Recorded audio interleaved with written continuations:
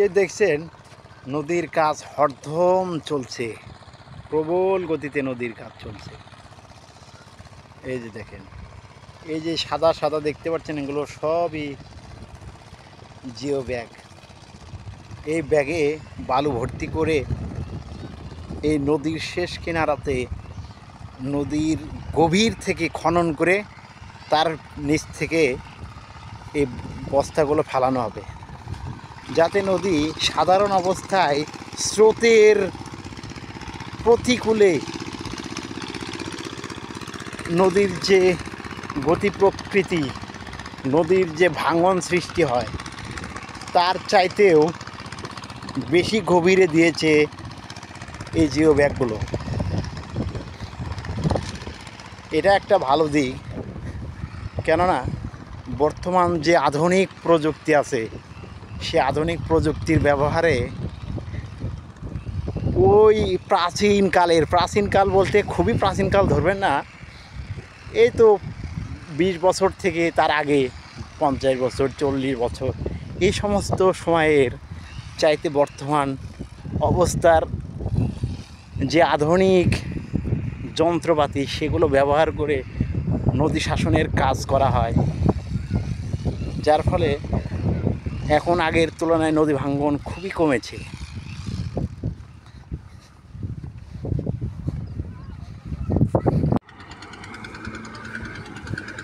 এই দেখতেই পাচ্ছেন, বর্তমান নদী শাসনের কাজ অত্যন্ত উন্নত মানের এবং মজবুত প্রক্রিয়ায় করা হচ্ছে।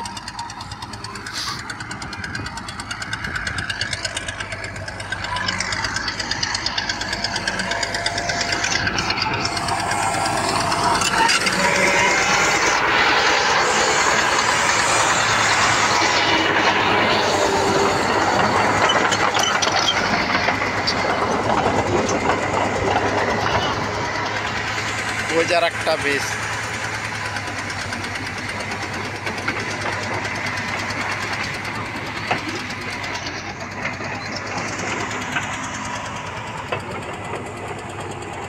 নদী শাসনের কাজ এবার বিগত দিনগুলোর চাইতে, বিগত বছরগুলোর চাইতে অত্যন্ত উন্নত মানের এবং অত্যন্ত মজবুত সহকারে করা হচ্ছে। এটা কিন্তু অন্যান্য কায়েম এলাকার মতো নয়, এটা একটা নতুন চর, সেখানে কাজের সিস্টেমটা বিগত দিনগুলোর চাইতে অনেক ভালো করছে। কেননা এই চরকে একটি কায়েম চরে রূপান্তরিত করার জন্যই, মানে এই চরে যেন বসত বাড়ি আবার কায়েম জায়গার মতো হয় এবং এই চরটা আরও দীর্ঘস্থায়ী হয়, এই জন্যই এবারের কাজকর্ম, এবারের নদী শাসন ব্যবস্থা অত্যন্ত ভালো মানের করা হচ্ছে। এই চর দিয়ে হাঁটতে খুবই সময় বেশি লাগছে, কেননা বালু মাটিতে হাঁটা সময় সাপেক্ষ। বালু মাটিতে হাঁটলে নাকি 1.5 ফিট পা দিলে পারে তার অর্ধেক পিছে আসে। কথাটা ভুলও নয়, তার বাস্তব প্রমাণ আমি নিজেই। অনেক সময় লাগছে।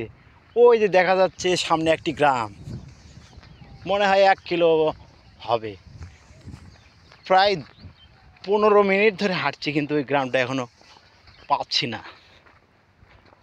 যাই হোক, বালু মাটিতে হাঁটা খুবই কষ্টের এবং খুবই সময় সাপেক্ষ, তবুও ভালো লাগছে, কেননা এই সমস্ত হিস্ট্রিক্যাল জায়গাগুলো ঘুরতে খুবই ভালো লাগে আমার।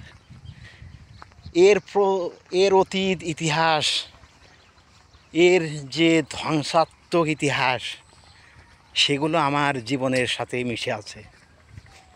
আমি বলতে পারি না এই সমস্ত ইতিহাস, এই সমস্ত অনুভূতিগুলো সেই 2008 সালে আমার জীবনের প্রথম ভাঙ্গা বাড়ি ভাঙ্গার যে কষ্ট।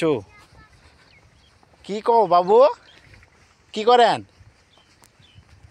একা একা, কি করেন একা একা, কি করেন? ভয় লাগে না? বাড়ি যাও, বাড়ি যাও। যাই হোক, ছোটো ছোটো বাচ্চা পোলাপান খেলাধুলা করছে, বাড়ি অতি নিকটে তো, এই জন্য তারা ভয় করে না। কেননা তারা নদীর সাথে যুদ্ধ করে বড় হয়েছে, ছোটোবেলা থেকেই তারা নদীর সাথে যুদ্ধ করে বড় হয়েছে, এই জন্য এই সমস্ত পোলাপানগুলো ভয় করে না। আজকের জন্য ভিডিওটি এখানেই শেষ করছি, আগামীতে আরও পর্ব আসবে। ধন্যবাদ।